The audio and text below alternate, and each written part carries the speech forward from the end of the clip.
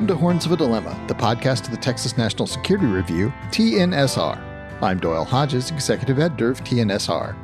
Tolstoy famously wrote that all happy families are the same, but every unhappy family is unhappy in its own way. In this week's episode of Horns, we hear a detailed description of the way in which Russian civil society under Vladimir Putin suffers the unhappiness of stifled freedom of expression and stifled political dissent.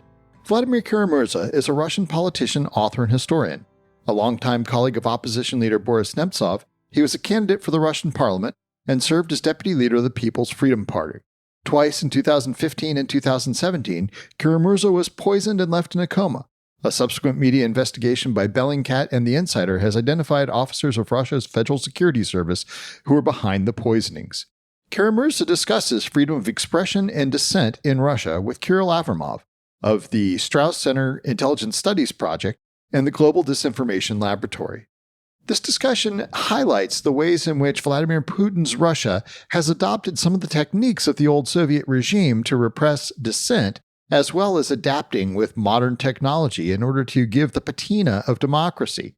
He also identifies the role of Western financial institutions in enabling Russian leaders to steal in Russia but spend abroad.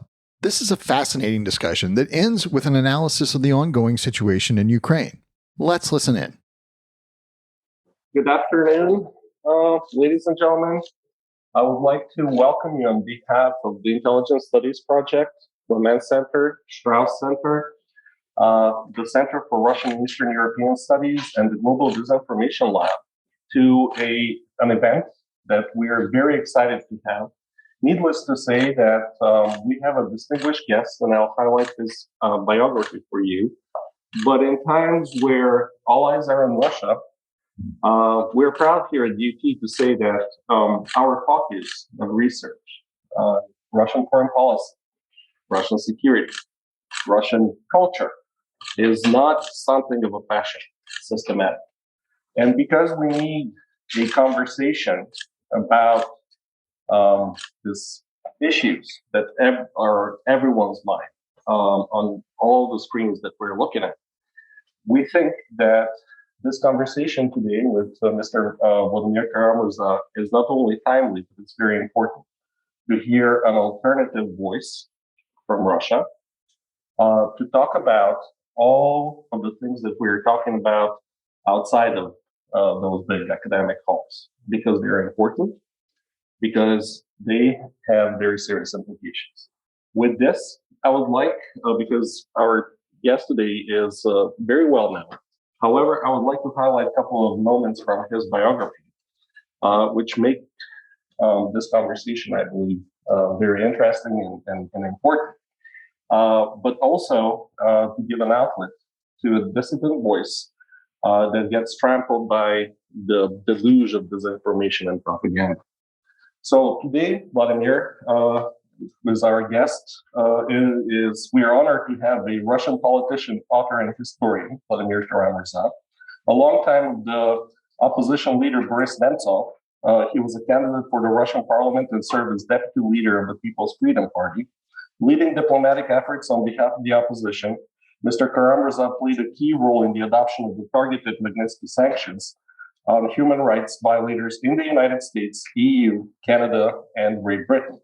U.S. Senator John McCain called him one of the most passionate and effective advocates for the passage of the Magnitsky Act. Senator Cardin described him as a courageous advocate for the democratic process and fundamental universal human rights.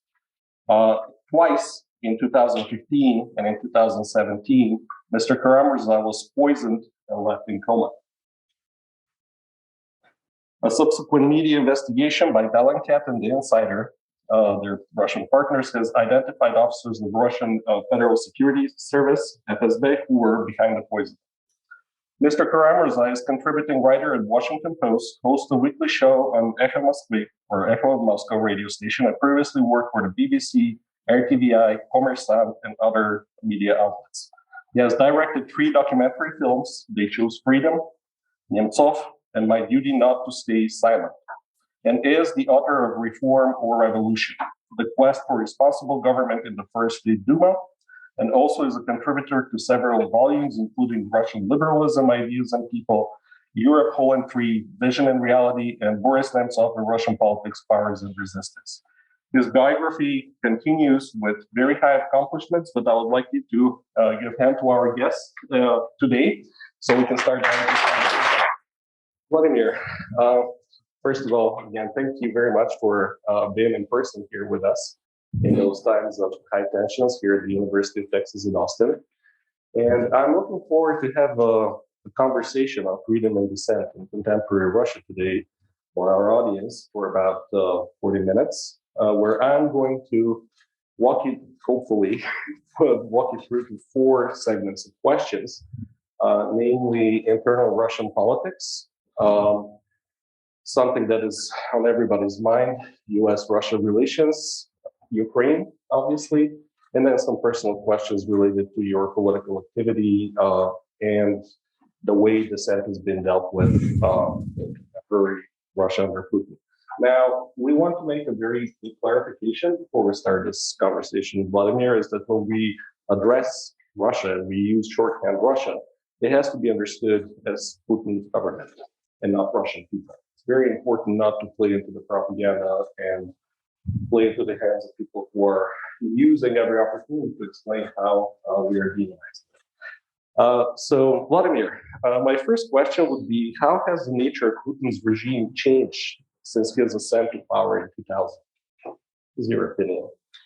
Well, first of all, thank you so much, Professor Rao, for a very kind introduction and for having me here as a part of this conversation. Thank you to the University of Texas in Austin. And I'll reciprocate by thanking you for holding this conversation in person, because I think all of us are really, really tired of just staring at the screen all the time.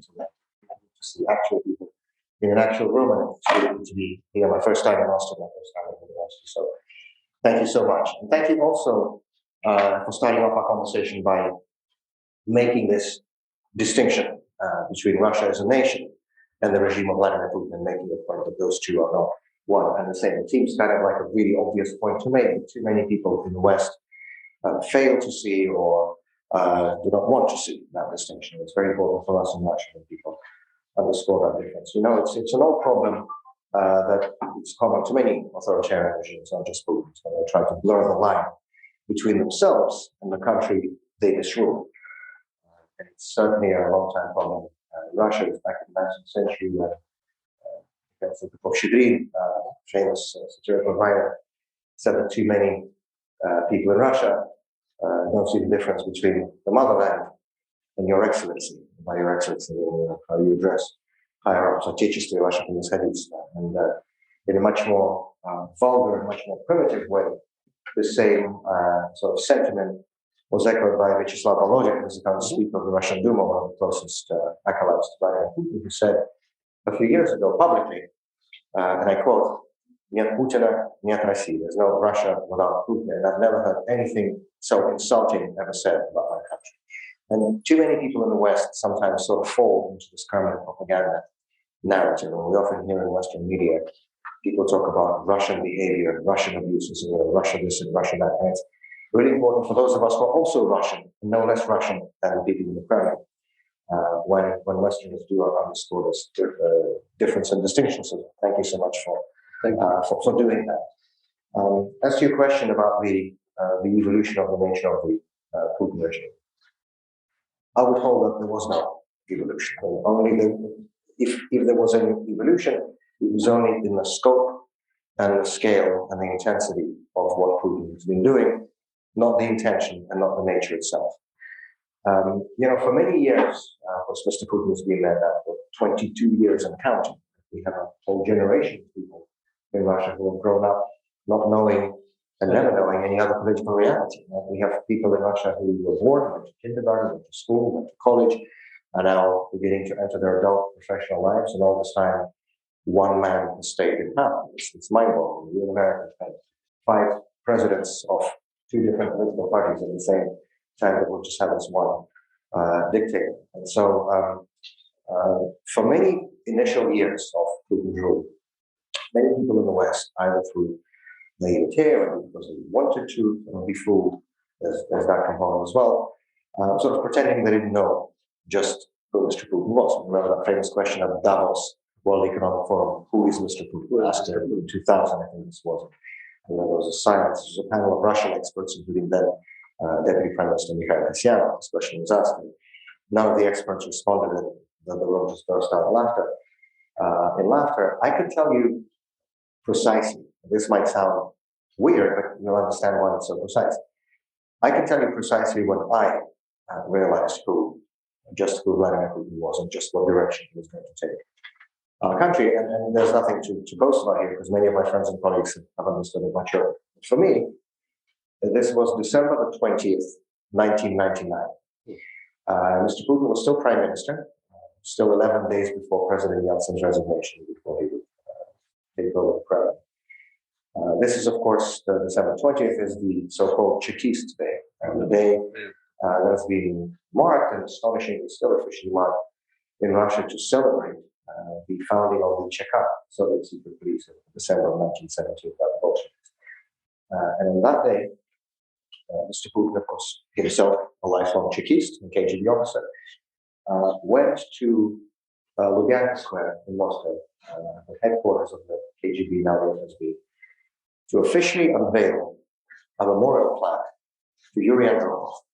Now, Yuri Andropov, as many of you know, was somebody who really epitomized the worst of the post-Stalin repression in the Soviet Union, both the domestic repression and the external aggressiveness. He was one of the people who was coordinating the invasion of Hungary in 1956, as long-time head of the KGB.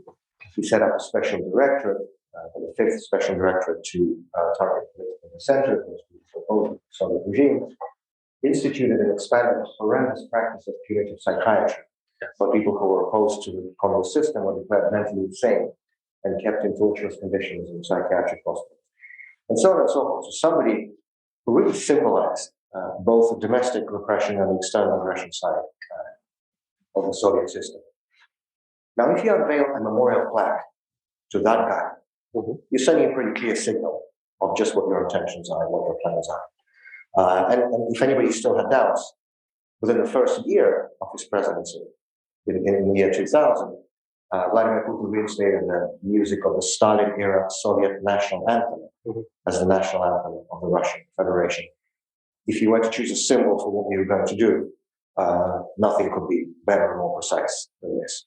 Russia is a country of symbols, as I don't need to tell you. So the answer to your question, the Putin regime himself has been the same from the very beginning. It took some time because, what Vladimir Putin inherited in 2000 was a more or less functioning democratic system in Russia. We had a real parliament with a real opposition. We had an independent media. We had checks and balances in the system.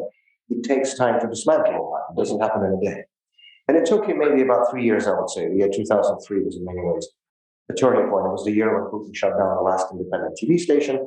It was the year when he imprisoned his most high-profile political rival, Mikhail Khodorkovsky. And it was the year when we had a parliamentary election that resulted in no genuine opposition returning to parliament. This was the first election in post-Soviet Russia to be assessed as not fair on international terms. So this was in many ways a turning point. And everything we've seen since then is just a continuation of the same, more in scale, more in intensity, but I would argue exactly the same in the essence that we have seen from the very beginning.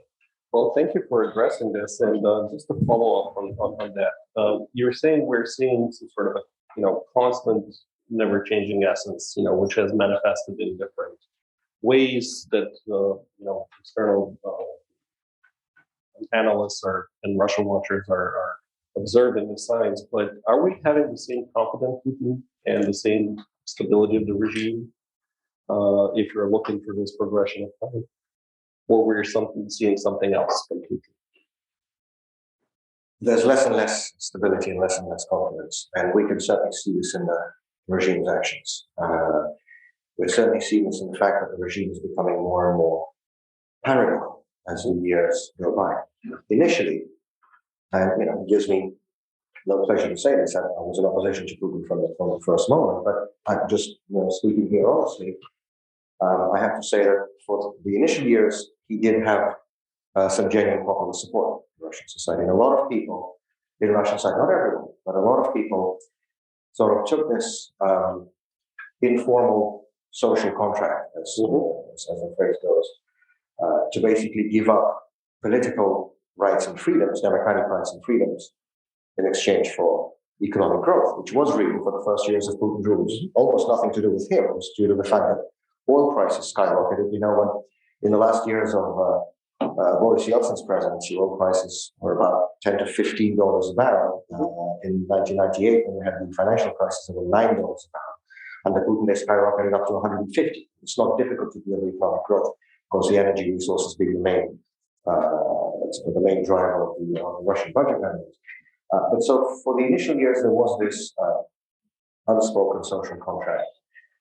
So for years, the regime was able to survive with a combination of the carrot, being economic growth, and the sticks that we already referred to, shutting down the independent media, going after political opponents, rigging elections.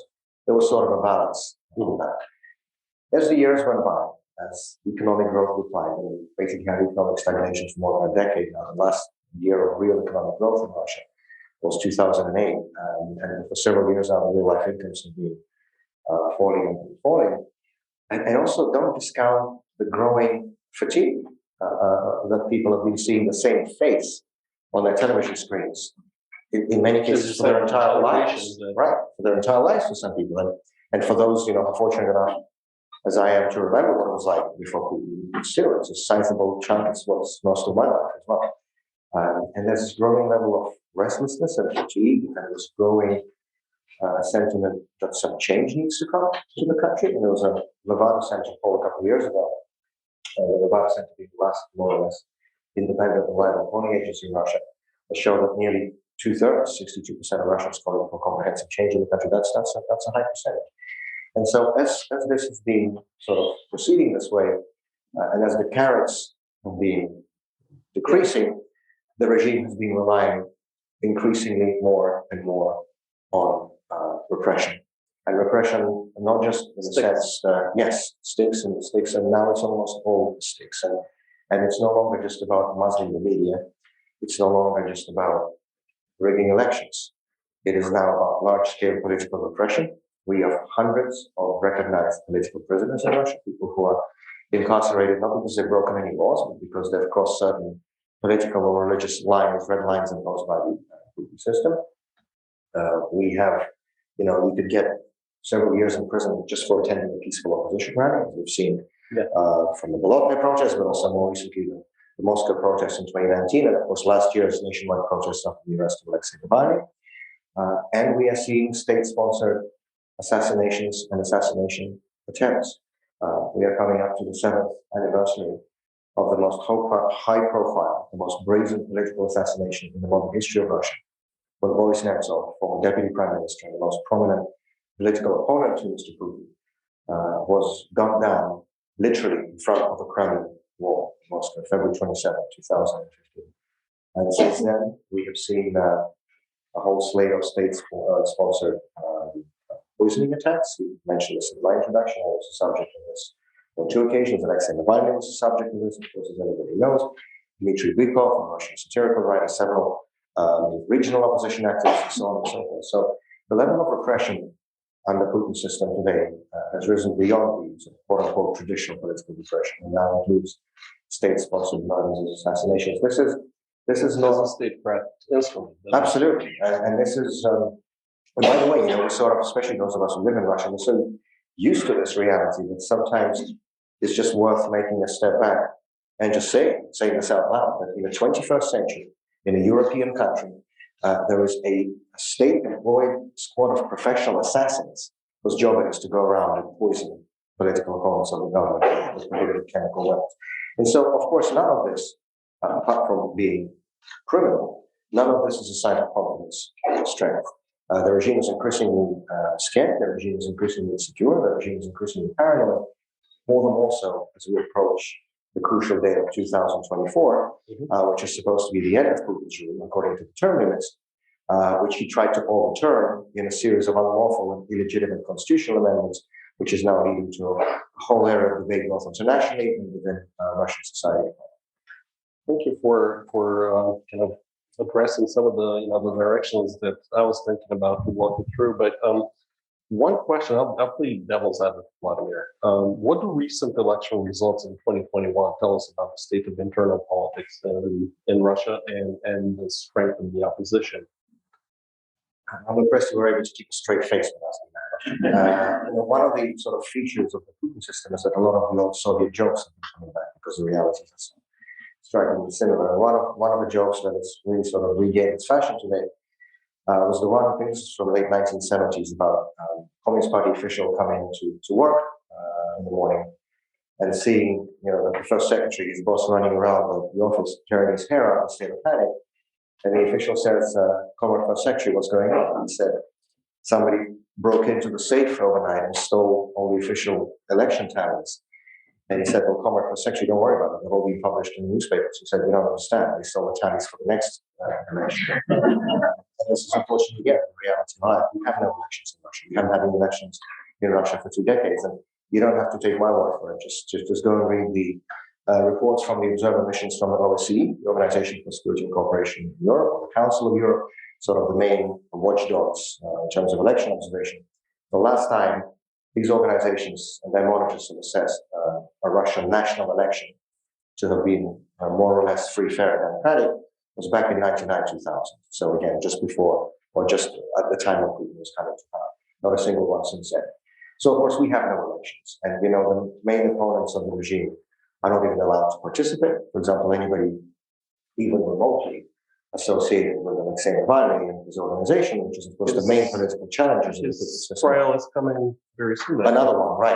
He's already in prison, but they don't want to add another 15 years to his sentence. That's coming up, yes, literally the next few days. And so anybody associated with Navalny and his movement has been declared, quote unquote, an extremist. So, we have the Taliban coming to Moscow and shaking Sergei Lavrov's hand, people who are beheading women athletes in Afghanistan.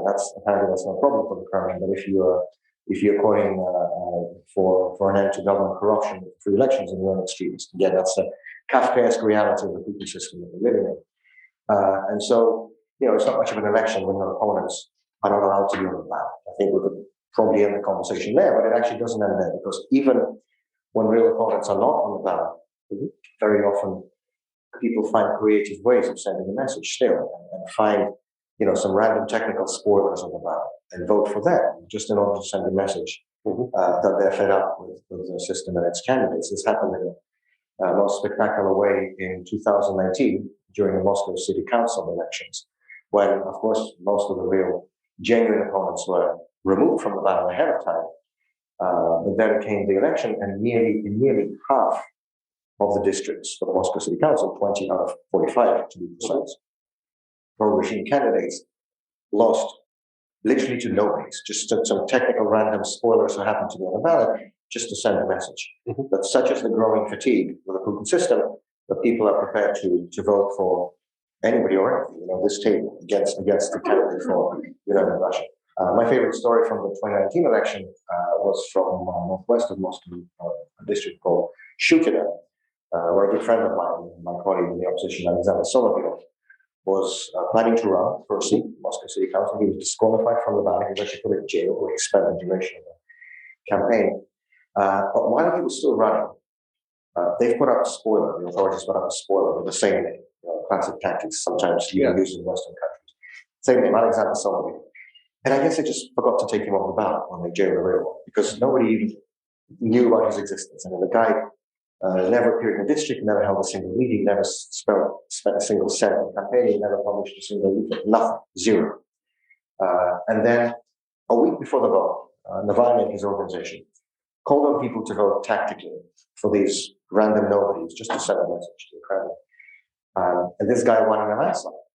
And the Electoral Commission spent 2 days after the vote trying to find this guy's phone number, because nobody knew what he looked like or who he was, to tell him that he's now an elected member of the Moscow City Council and has to show up for work. It's a ridiculous story, but there's a serious point behind it. That such is the rising level of not so much protest, but just fatigue with the system that people are prepared to show their creativity. So to go back to this so-called parliamentary election we had in September, there's now an added layer on top of all of this that the authorities use to ensure the quote-unquote correct result, which is the so-called electronic voting system. Now, this is a system that is used in democracies around the world, most prominently in Estonia, in which basically all elections for years now have been almost exclusively electronic. And I had a conversation with the Estonian ambassador in Moscow soon after our election in September, and I asked him, how long does it take for the Estonian authorities to tabulate the electronic election results? And he sort of didn't understand the question. He said, what do you mean how long does it take? 10 seconds. You press a button and it's set because it's already tabulated. And I asked him, well, how about 17 hours? Because that's what it took in Russia. Because they first counted the paper ballots. And for example, in Moscow, in 8 out of 12 districts, the opposition candidates were winning. Those who were allowed to run, right? Most of them were not. But those who were winning in 8 out of 12 districts against the pro-regime candidates. And then suddenly, out of nowhere, appeared those phantom so-called electronic votes. And of course, completely switched the results in all of those districts. So that's a new know-how for the regime. And why do you need to bother with traditional techniques such as, bussing people around or ballot stuffing or rewriting tallies, all of which you could get caught for doing when you can just make up phantom votes? It's sort of a new technological know-how for these dictatorships. This is a novelty from the political technology. Right. Vladimir, last question in this segment that I would like to address, and again, it's going to be provocative. It is. Would you like to describe for our audience the profile of the contemporary dissent outside of Moscow and St. Petersburg, and to make a comparison? Because there is this argument, right? You're probably familiar and confronted with it. You do have the large urban, big city intelligentsia. You have the very specific profile of dissent there, and outside of Moscow, it's completely different reality. Right.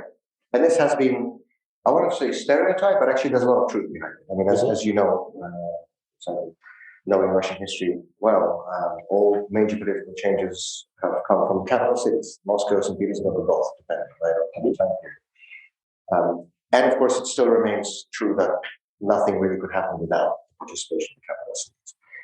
But I would say the major change from the past is that you now see almost the reverse situation to the one you were sort of suggesting in the question, and that is that very often now out in the regions, the protest sentiments are much higher than they are even in the capital cities. I mean, they're high enough in the capitals. I refer to the Moscow election, so-called in 2019. But outside, everybody saw what happened in Khabarovsk, in the Russian province, through the summer of 2020. There were these pockets of protests breaking out all over the place. And also these sort of local election victories for the opposition in the rare cases where the opposition was allowed. For example, the Navalny movement scored impressive victories in Siberia, Tomsk and Novosibirsk in 2020 also in the local municipal elections. But most importantly, and I can speak firsthand from personal experience, and I often travel around the country. I'm a Muscovite myself. I live in Moscow, but I travel around Russia and meet people in the regions and try to hold events as much as we can. Publicly and certainly just meeting and speaking with people.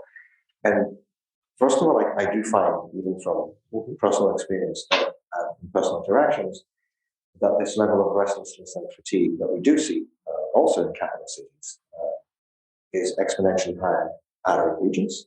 When I say the regions, of course, I still mean big cities, because Russia is a very urbanized country. 70% of our population live in big urban settlements. So we're not talking about rural areas, just to make clear. We're still talking about big cities, but far away from Moscow and St. Petersburg. Outside, and outside of the European part of Russia as well. So Siberia, Far East, beyond the Ural Mountains. And what I also find, and this to me is really important, and really struck me, actually, we touched on this in your class on propaganda yesterday, it's sort of this generational difference, a generational shift. Back in the day, this was sort of accepted tradition that there were different audiences if you were speaking to people in the capital cities like Moscow, Leningrad, Moscow, Petersburg, or when you were speaking to an audience in what some of us Muscovites snobbishly call the provinces, right? You would just be able to tell the difference by the way people speak, by the question we ask, by the topics and so on. And that is still the case among the older generation. That is still, you can still sort of feel that difference.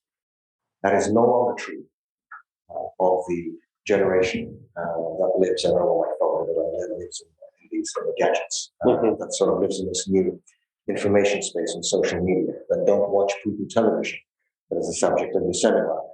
And I was in Syktyvkar not long ago, which is in the Republic of Kobe, in the eastern part of the European part of Russia, especially Euro Mountains, one of the former capitals of the Gulag.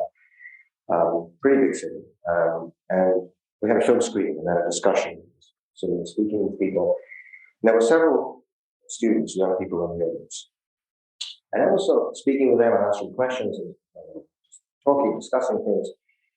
And I caught myself thinking that I can no longer tell the difference, whether I'm speaking to somebody in Syktyvkar or in Moscow, or for that matter in Budapest, Prague, or Berlin.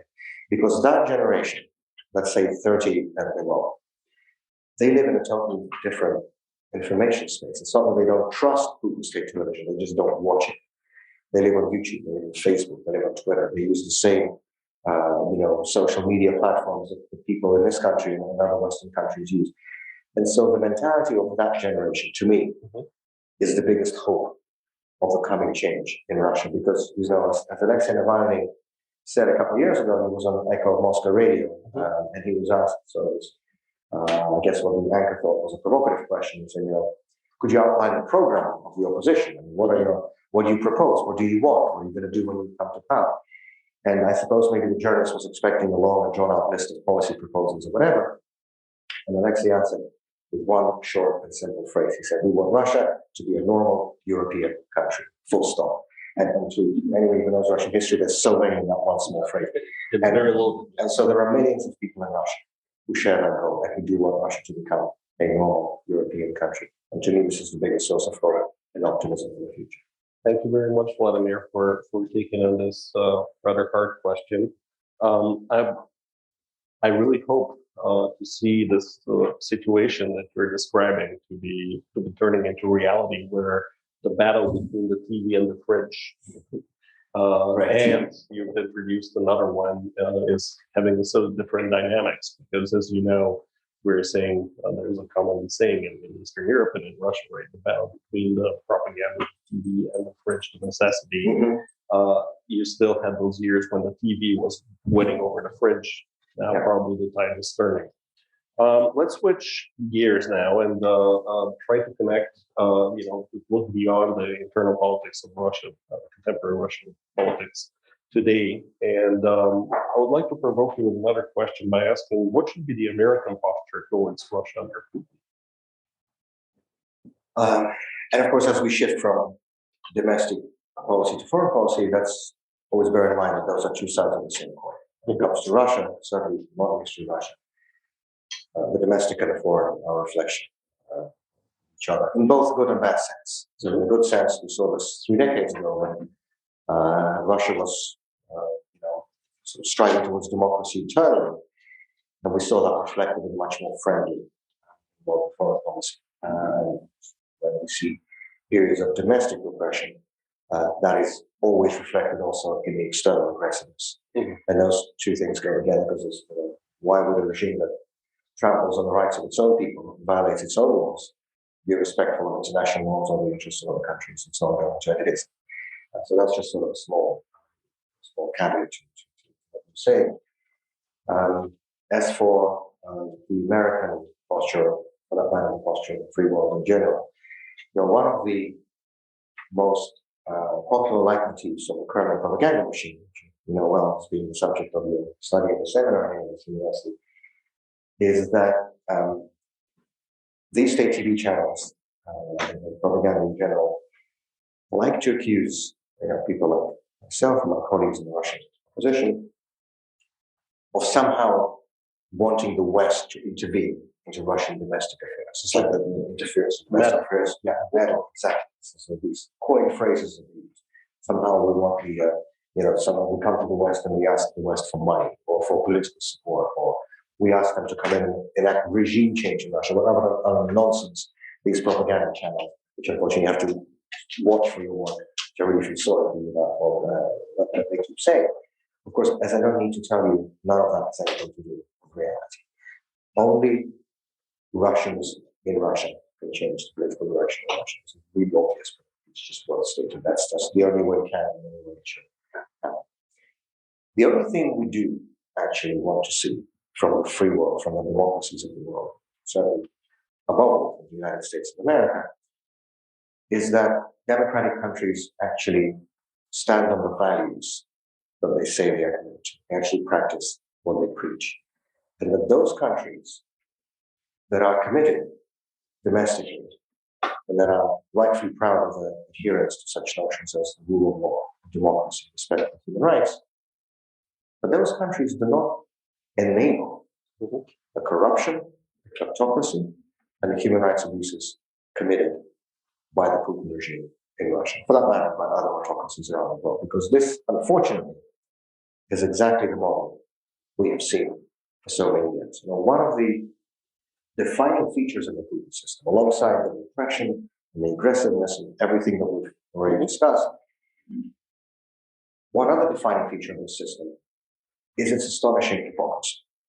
Because what you have is you have this small circle of people around Putin who on a daily basis attack and abuse and undermine the most basic norms of democracy and rule of law in our country, in Russia, but then like to come to the West and enjoy the benefits and the privileges of the very notions of democracy and rule of law that they deny their own. And of course, the way they do this is they've long made a habit, these people, the closest circle around Putin, they've long made a habit of stealing in Russia and then spending and stashing away that money in the West, where that money is going to be protected by the very rule of law that they're denying our people. Colossal sums as well. Absolutely. Actually, from the National Bureau of Economic Research, the estimate is about $1 trillion with a T, US dollars of private Russian assets stashed outside of Russia. Much of that money likely linked to Putin himself, as we've seen in small glimpses such as the Panama Papers and the Pandora Papers, and so on. And so this, of course, is an astonishing hypocrisy on the part of the people who do this. But frankly speaking, this is also enabling, and this is also complicit on the part of those Western countries that allow this to happen. Because, it's been said, and I fully share the sentiment, that the largest export from the Putin regime to the West is not oil or gas, it is corruption. And I think that statement is absolutely true, except, of course, that is a two-way street. And for somebody to be able to export corruption, someone else somewhere needs to be willing to import it. And we have seen no shortage, unfortunately, of Western banks, Western governments, Western financial institutions, and so on, of being willing to look the other way, or even worse, to actively accept this dirty money with open arms. And so, to answer your question in a very short way, we want this complicity and this enabling to stop.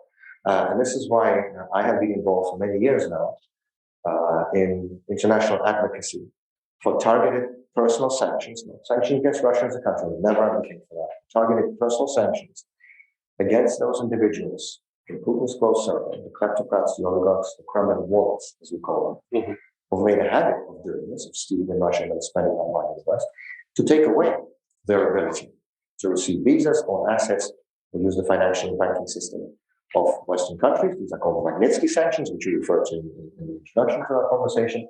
I'm proud to say that as of today, nearly every major Western jurisdiction has such legislative mechanisms on the books already, beginning with the United States, which was the first country that adopted this 10 years ago in 2012.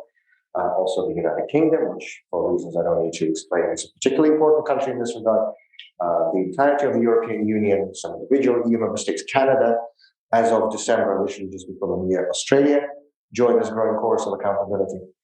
And so what we want to see the democracies of the world do, to answer your question, is to actually use those mechanisms to the extent that they were intended.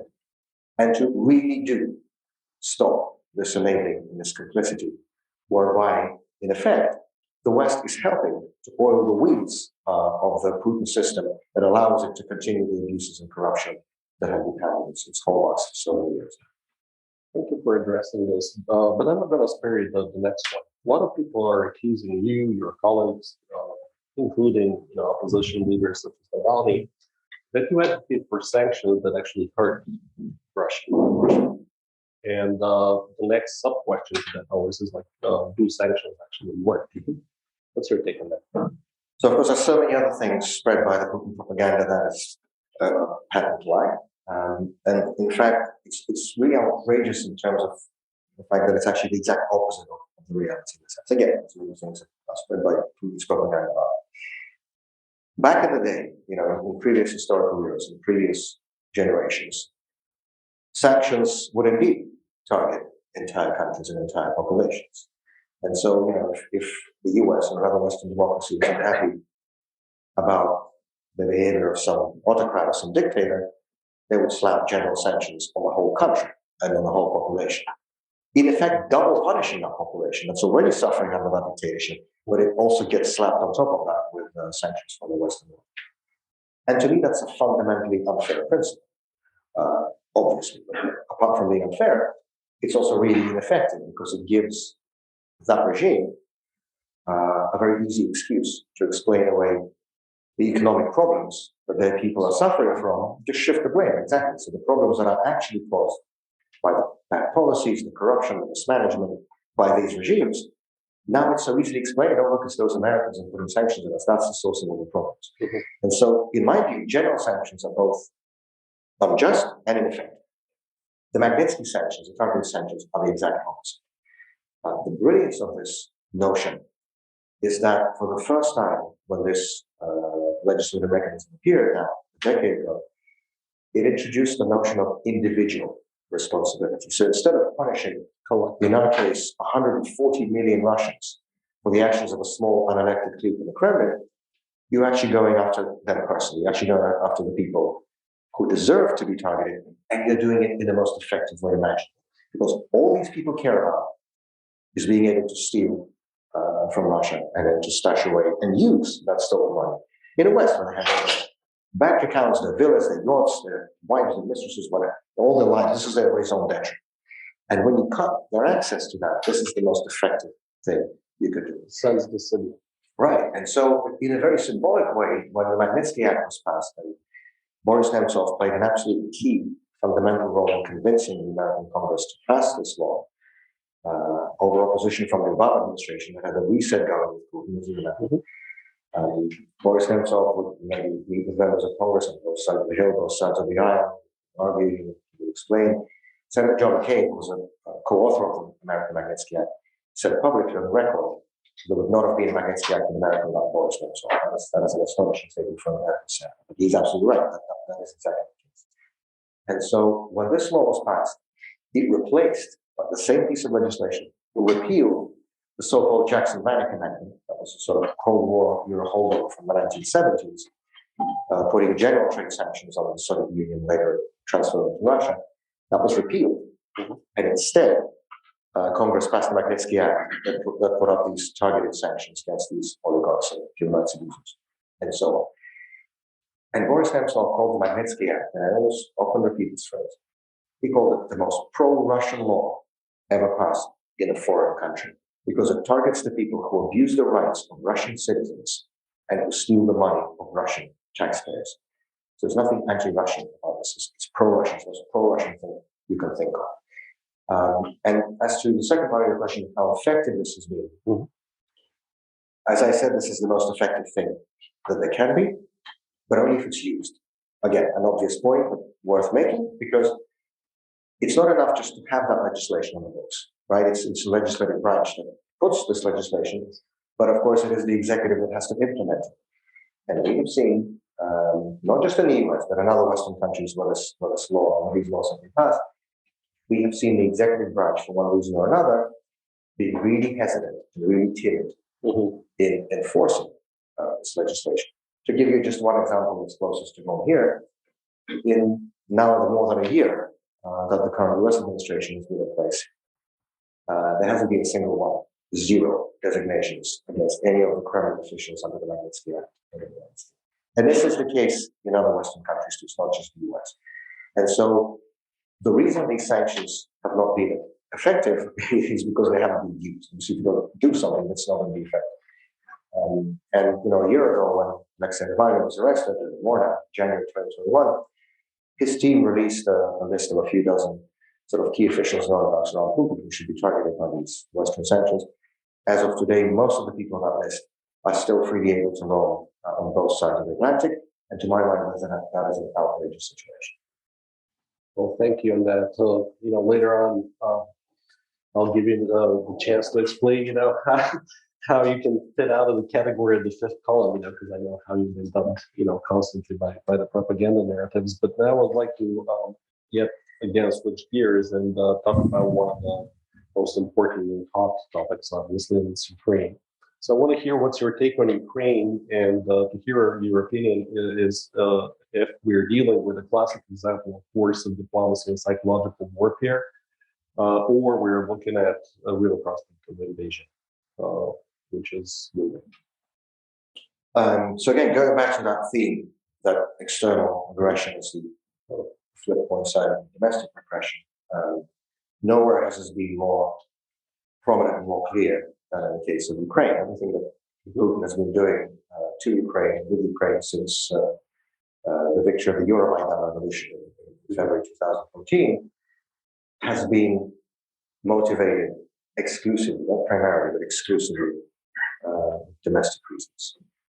On Putin's watch, there have been many, as they come in terms of color revolutions, so democratic pro-democracy, peaceful public uprisings against authoritarian, semi-authoritarian regimes that took place in a whole host of post-Soviet and post-communist countries, starting with Serbia, Georgia, Armenia, Moldova, and others.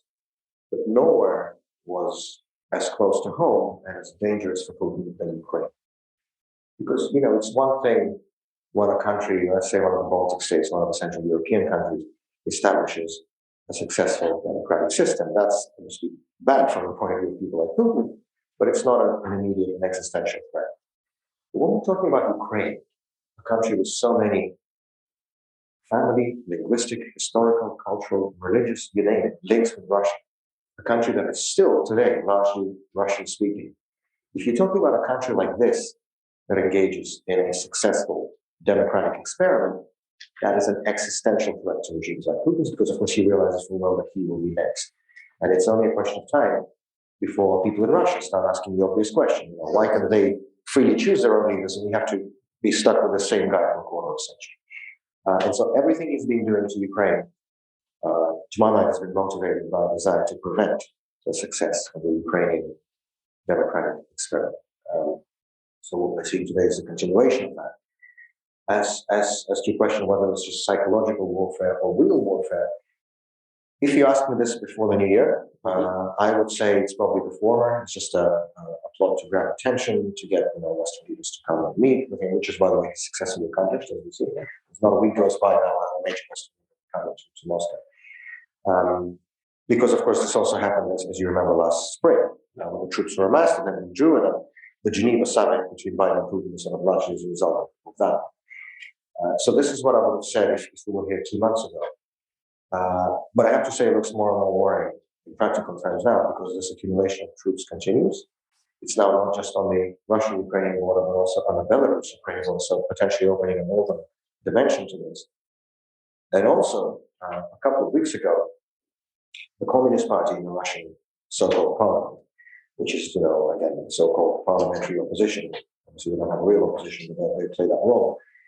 They introduced a draft resolution on the official recognition of the so-called Donetsk and Luhansk republics, which, if I'm correct, is going to be considered next week.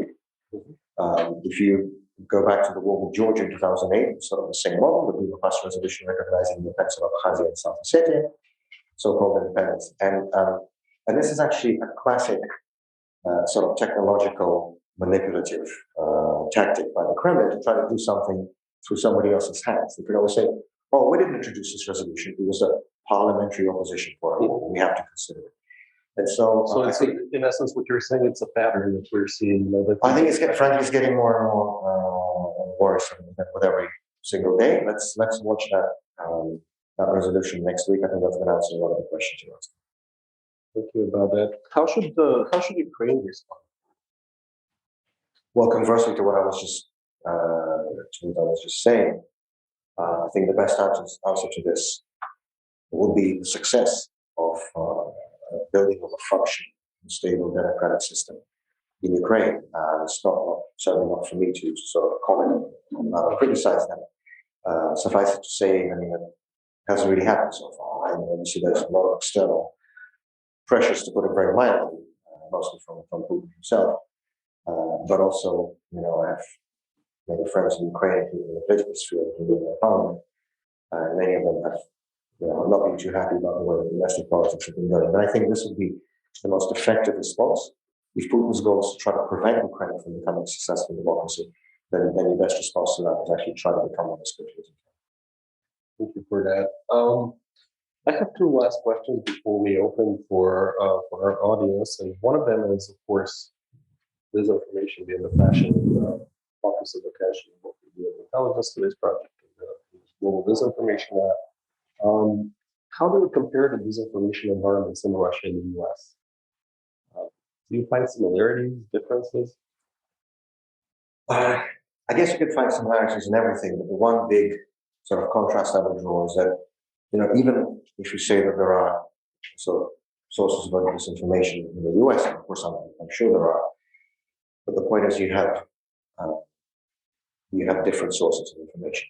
If you're American, you can take your remote control and switch between Fox and MSNBC and whatever else. And you have all sorts of a multitude of news and information sources and opinion sources to listen to. And at the end of the day, people make their informed decisions normally after hearing from several sources. And that is, of course, completely lacking in Russia. The first thing that Putin made sure of is that he had a total monopoly. His regime had a total monopoly on the information sphere. In the first 3 years of his rule, he has destroyed, either by shutting down or by taking over, every single independent, privately owned, nationwide television network in Russia. When he came to power, we had a pluralistic television scene, much as we have here in the US, with different points of view and different television channels. This was all destroyed within the first 3 years of his rule. By the year 2003, which that was the last, June 2003 was the last independent TV channel was switched off here by the number of Putin's press minister. And today, even despite the social media and the internet and so on, television, traditional terrestrial television, remains the primary source of information for the majority of Russian citizens. And so disinformation has a monopoly, and this is the difference. So as you know, having unfortunately to watch Russian state television as part of your work, if all you watch is Russian state television, people like Dmitry Kiselyov, Evgeny Popov, and all these other crazies. First of all, I'm sorry about the mental health of people who have to watch this. But other than that, in practical terms, as you know well, having to do this for as part of your job, you live in this imaginary, made-up unreality of Pomerantsev. Right, exactly. This fake world where where Ukraine is a puppet American state run by Nazis, where the United States of America has no other goal in life except to destroy, dismantle, and dismember Russia, where every Russian who opposes Vladimir Putin's regime is an agent of Western intelligence agencies in a fifth column, as you put it, to use a term from the Spanish Civil War, and so on. Where Ukrainian soldiers crucify Russian children, literally. You remember the story from Slaviansk, right? And so this is sort of a psychological warfare that millions of Russians are subjected to, and you have no alternative because, however many times you flip that remote control, all you will see is more and more and more Putin state television channels. And so this is the big difference. So if you do have sources of disinformation here, you are able to take that remote and switch it off. In Russia, people don't. There's this vivid story to me that this is probably the shortest way I've heard to summarize the contrast between President Yeltsin, the previous Russian president, and Putin. Boris Nemtsov liked to tell a story how when he was deputy prime minister, once having a meeting with President Yeltsin in the Kremlin in his office, and NTV was on. There was a television set, and NTV was on. NTV, of course, was the biggest independent, privately owned channel in Russia. And they had another one of those satirical shows with biting, harsh criticism of Yeltsin and his government. And one of those shows came on. And Boris Nemtsov remembered how Yeltsin asked him to pass the remote control and just switched off his TV set and said, I'm tired of hearing this conspiracy, let's just switch this off. So, of course, for Putin, it wasn't enough to switch his own TV set, he had to switch everyone else's as well. And so when he came to power, he just destroyed the television channels themselves. So I think this is the big fundamental difference. Thank you for addressing this. My last one would be personal, and it's not an easy one, but it's something that is quite important. part of also one of our research projects here that we do at the university. We're looking at the post-Soviet, post-2000 targeted killing program. This has been renewed by Putin's regime as a policy signaling tool. So my question to you personally is, those incidents have taken toll in Europe, personally, in your family.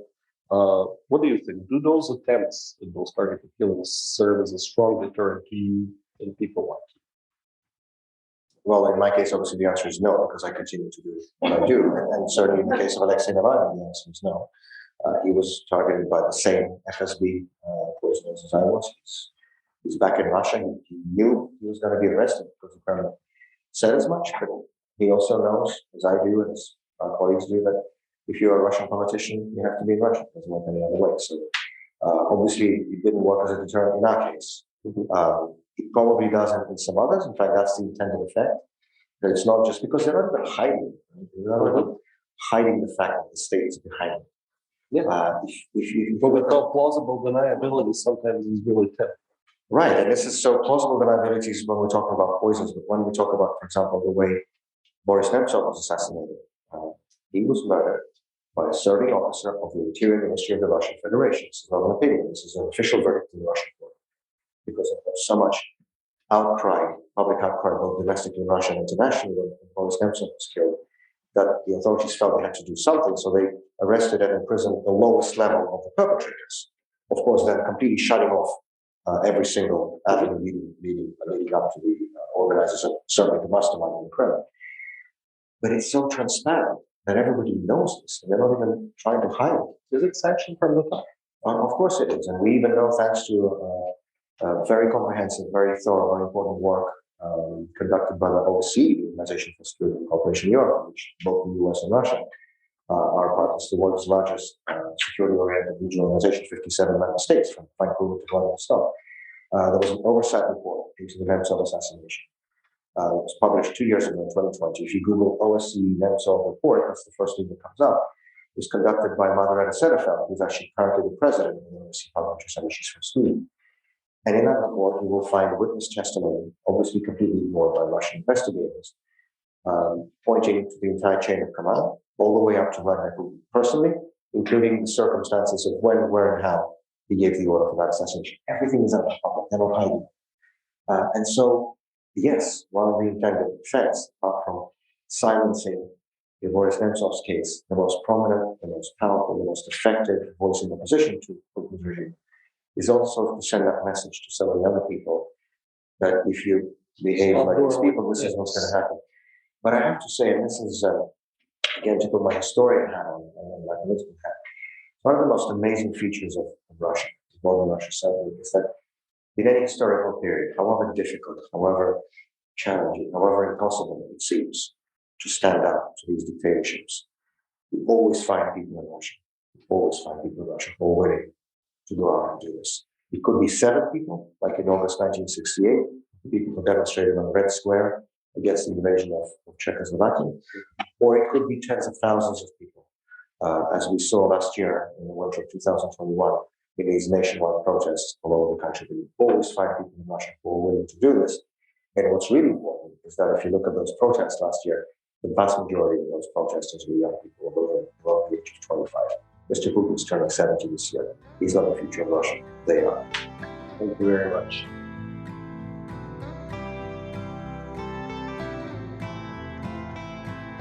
Thank you for listening to this episode of Horns of a Dilemma, and please don't forget to visit our website at tnsr.org.